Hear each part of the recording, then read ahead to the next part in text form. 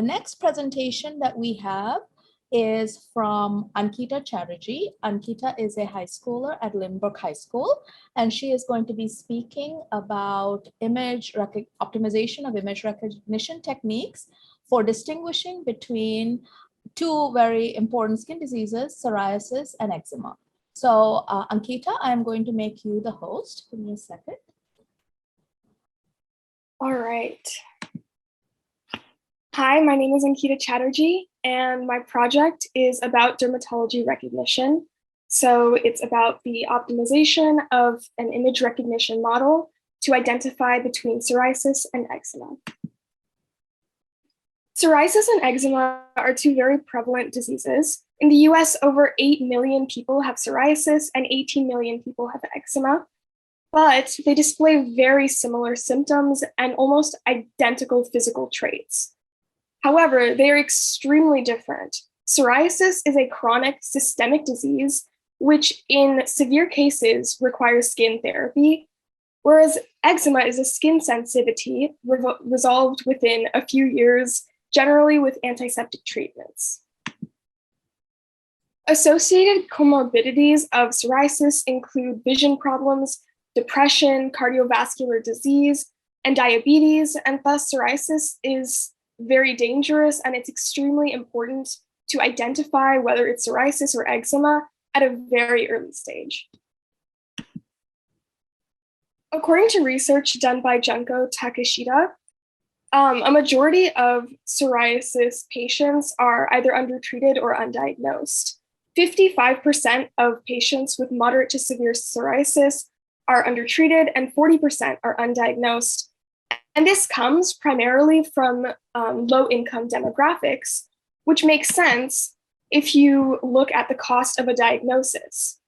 Typically, psoriasis is diagnosed with either a skin biopsy, which ranges from $75 to $300, or a dermatologist evaluation, which can range from $100 to $200, which led me to my project, which would be a specialized AI, which would cost $0.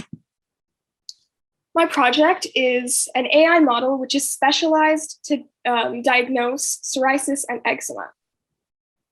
To do this, I wanted to find the most optimal model, so I tested various base models, epochs, which is the number of times that a training dataset is passed through a model, and learning rates, which measures how fast or how slow the AI should arrive at a conclusion. The base models that I tested were RESNET 152 and MOBILENET v2. RESNET 152, developed by Microsoft, was designed to have high accuracy, whereas MOBILENET v2, created by Google, was designated to have high speed.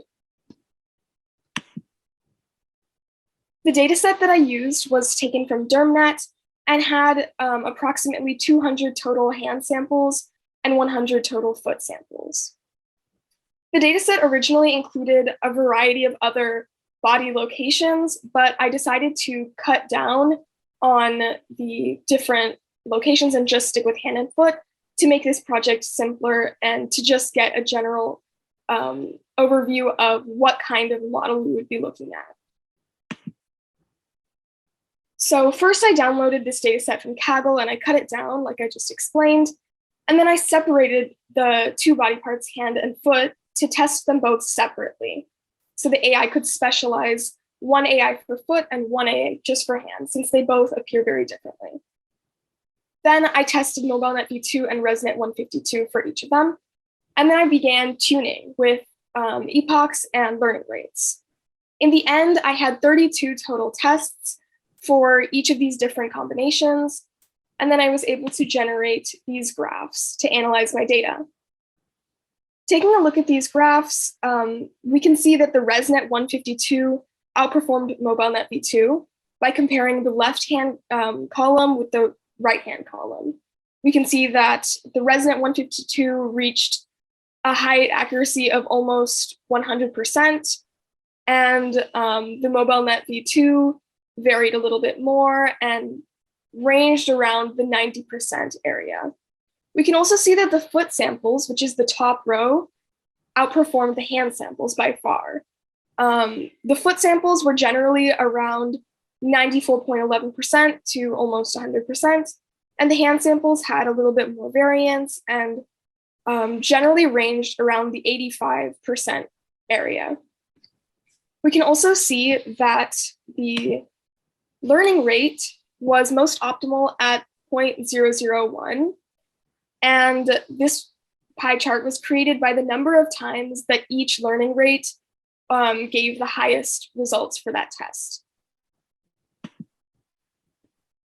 To summarize, we saw excellent results for our foot samples, but our hand sample results required further improvement. RESNET outperformed MOBILENET, which is to be expected considering that RESNET 152 was designated for higher accuracy. And although MOBILENET v2 was meant for speed, we weren't really looking for speed, we were looking for accuracy. And the learning rate tuning was extremely effective, as we saw 0.001 displayed very high results. For future work, I'm planning to improve the results for hand samples by using image featurization. I also plan to expand this project to include diagnoses of more body part samples. Again, I just used hand and foot samples to get a very surface level idea of what kind of model would be the most optimal. But knowing this, I think we could do further research into other kinds of body parts. And the last thing would be to just embed the optimized machine learning model into an app that can actually be implemented and used by doctors, hospitals, and patients. So thank you. If you have any questions, feel free to put them in the Q&A. Thank you very much. Wonderful presentation. And there are a couple of questions. So you can re-enable me as the host and I'll read out the questions as well. So they're in the slide with the cost graphs. What did the two different colors represent inside the single bar? Do you want to share it again and show us? For this? Yes. No. The cost present one. Remember when all the way at the beginning where you talked about the cost of, Yeah. diagnosis versus AI. Yeah, the question was, what is the gray and what is the blue? Yeah, so the gray was the maximum cost because depending on location and dermatologist, the costs for these diagnoses tend to vary. So it can be as cheap as, for example, skin biopsy.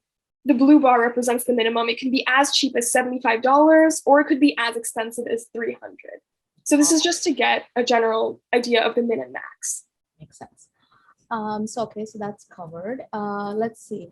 Are the images taken from regular cameras?